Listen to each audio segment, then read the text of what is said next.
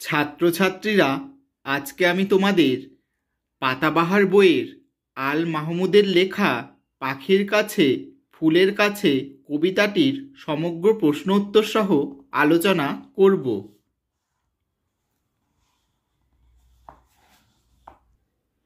তোমরা পাঠ্য বইয়ের 1 নম্বর প্রশ্নটি দেখো। ঠিক শব্দগুলি বেছে নিয়ে বাক্যটি আবার লেখো। 1 নম্বর প্রশ্নটি তোমরা দেখো, জোনাকি এক ধরনের পাখি, মাছ, পোকা, খেলনা। উত্তর হবে পোকা। 2 নম্বর প্রশ্নটি তোমরা দেখো, মোর বলতে বোঝানো হয় গোল, বাঁক, যোগ, চওড়া। উত্তর হবে বাঁক। 3 নম্বর প্রশ্নটি তোমরা দেখো, দরবার শব্দটির অর্থ হলো দরজা, সভা, দরগা, দোকান। উত্তর হবে সভা। 4 নম্বর প্রশ্নটি তোমরা দেখো, প্রকৃতির সুন্দর চেহারা যে অংশটিতে ফুটে উঠেছে সেটি হলো কাব্য হবে মোর ফিরেছি, কালো জল, ডাবের মতো চাঁদ উঠেছে। উত্তর হবে ডাবের মতো চাঁদ উঠেছে। এরপর 2 নম্বর প্রশ্নটি তোমরা দেখো, কর সঙ্গে খ স্তম্ভ মিলিয়ে লেখো। ক স্তম্ভে দেখো তোমরা রয়েছে চাঁদ, ঠান্ডা, পাহাড়, জোনাকি, দিঘি, জল, ফুল। আর খতে রয়েছে গিরি, শশী, শীতল, জলাশয়, দীর্ঘিকা, খদ্যোত, পুষ্প, নীর। এবার দেখো, চাঁদের সাথে শশী মিলিয়ে দিয়েছি, ঠান্ডার সাথে শীতল, পাহাড়ের সাথে গিরি, জোনাকির সাথে খদ্যোত, দিঘির সাথে জলাশয় বা দীর্ঘিকা, জলের সাথে নীর, আর ফুলের সাথে পুষ্প। এরপর তোমরা 3 নম্বর প্রশ্নটি দেখো, শব্দঝুড়ি থেকে নিয়ে বিশেষ্য ও বিশেষণ আলাদা করে লেখো। এখানে দেখো শব্দঝুড়ি দেওয়া আছে, এখানে যেগুলো বিশেষ্য সেগুলো বিশেষ্যের ঘরে লিখতে হবে, আর যেগুলো বিশেষণ সেগুলো বিশেষণের ঘরে লিখতে হবে। তাহলে বিশেষ্যের ঘরে দেখো চাঁদ, শহর, দরগাতলা, জোনাকি, কলরব। আর বিশেষণের ঘরে হবে ঠান্ডা, লাল, মস্ত, গোলগাল, উটকো। এরপর চলে আসলাম 4 1 নম্বর প্রশ্নে, থরথর শব্দে বয়সিনার বর্ণটি দুবার রয়েছে, এরকম ল বর্ণটি দুবার আছে এমন 5টি শব্দ লেখো। যেমন টলটল, আমি তোমাদেরকে 5টি শব্দ লিখে দিয়েছি। কতে দেখো কলকল, খতে লিখে দিয়েছি গলগল, গতে লিখে দিয়েছি ছলছল, ঘতে লিখে দিয়েছি থলথল, ওমাতে লিখে দিয়েছি দলদল। তোমরা এগুলো লিখবে, অন্য যদি জানা থাকে সেগুলো তোমরা লিখতে পারো। এরপর চলে আসলাম 4 2 নম্বর প্রশ্নে, কাছে শব্দটিকে নিকটে এবং দেখা করা এই 2 অর্থে ব্যবহার করে 2টি বাক্য লেখো। দেখো, কাছে নিকটে অর্থে রামের বাড়ির কাছেই শ্যামের বাড়ি।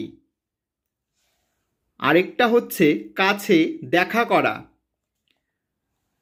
রীতা তার বান্ধবীদের কাছে অনেক দিন পর মেলামেশা করল। এরপর দেখো 5 নম্বর প্রশ্নটি, ক্রিয়ার নিচে দাগ দাও।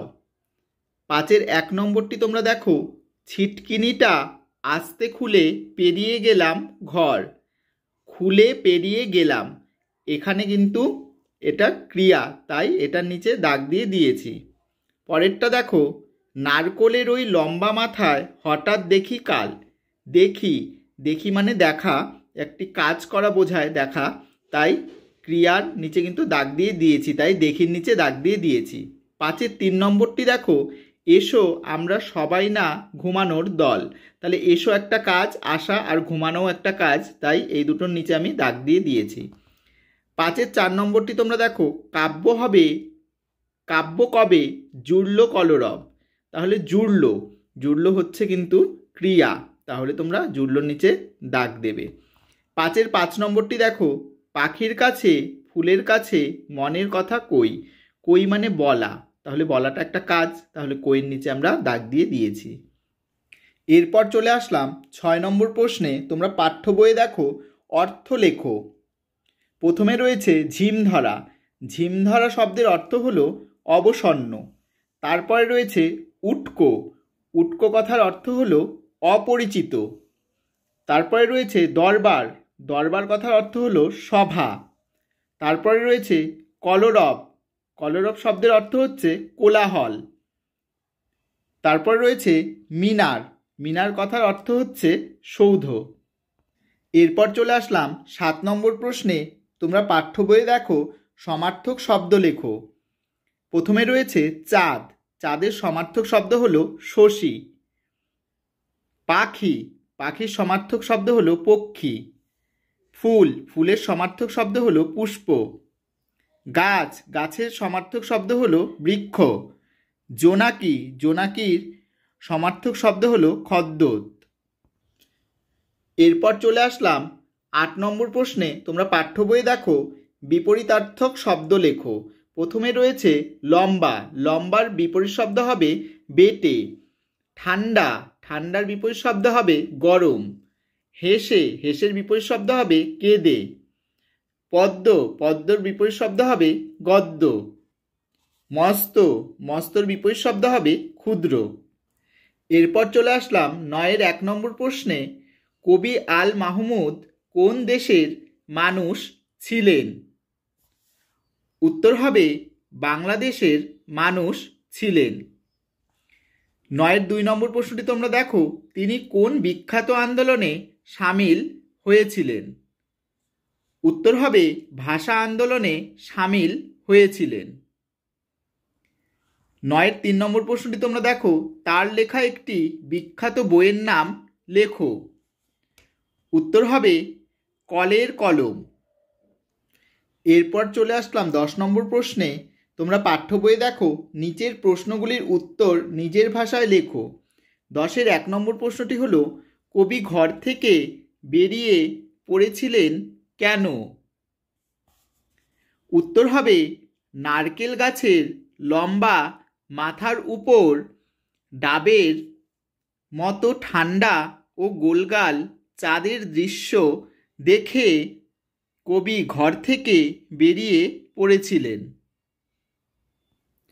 10-এর 2 নম্বর প্রশ্নটি তোমরা দেখো কবি কেন ছিটকিনিটি আস্তে খুলে ঘর থেকে বেরিয়ে এলেন?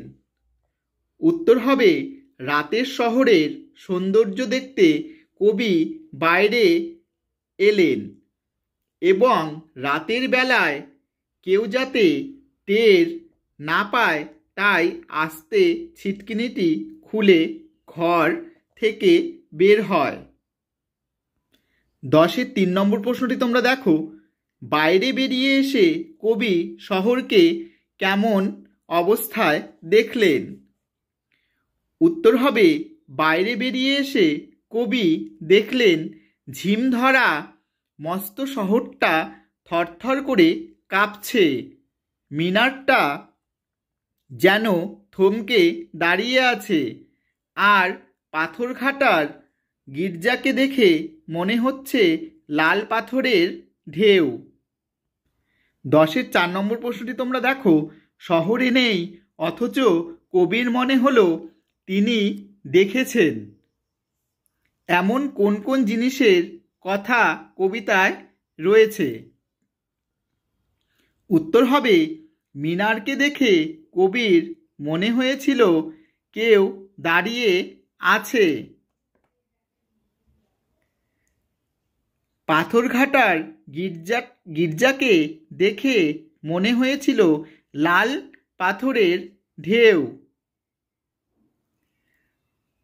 দরগাতলা পার হয়ে উটকো পাহাড়ের ডাক আয় আয়। কবি এসব কিন্তু দেখেছেন। 10-এর 5 নম্বর প্রশ্নটি তোমরা দেখো সেই রাতে জেগে থাকার দলে কারা কারা ছিল? তারা কবির কাছে কি আবদার জানিয়েছিল?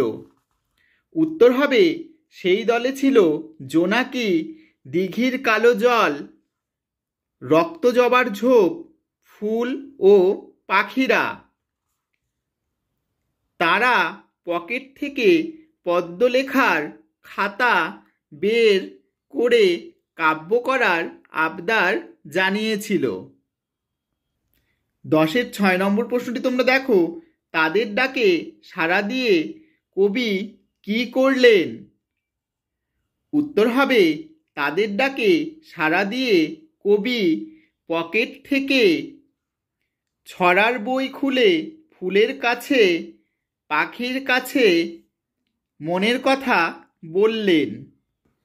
10-এর 7 নম্বর প্রশ্নটি তোমরা দেখো, রক্তজবার ঝোপের কাছে কাব্যের যে আসর বসেছিল সেই পরিবেশটি কেমন তা নিজের ভাষায় লেখো। উত্তর হবে, কবিতায় দিঘির পাড়ে রক্তজবার ঝোপের কাছে রাতের বেলা আসর বসে, কবিকে ঘিরে চারপাশে উড়ে বেড়ায় জোনাকির দল, মাঝে মাঝে পাখিরা ডেকে ওঠে, দিঘির কালো জল কলকলিয়ে ওঠে, ফুল ও পাখিরা হেসে ওঠে। এক কথায় বলা যায় পরিবেশটি মনোরম ছিল। 10-এর 8 নম্বর প্রশ্নটি তোমরা দেখো, চাঁদকে নিয়ে তোমার পড়া বা শোনা একটি ছড়া লেখো। তোমাদের জানা থাকলে তোমরা লিখবে, আর আমি একটা আমার মতো করে লিখে দিয়েছি, তোমরা এটাও লিখতে পারো। উত্তরে দেখো, চাঁদের বুড়ি, রবীন্দ্রনাথ ঠাকুরের লেখা। এক যে ছিল চাঁদের কোনায় চরকা কাটা বুড়ি, পুরাণে তার বয়স লেখা 700,020।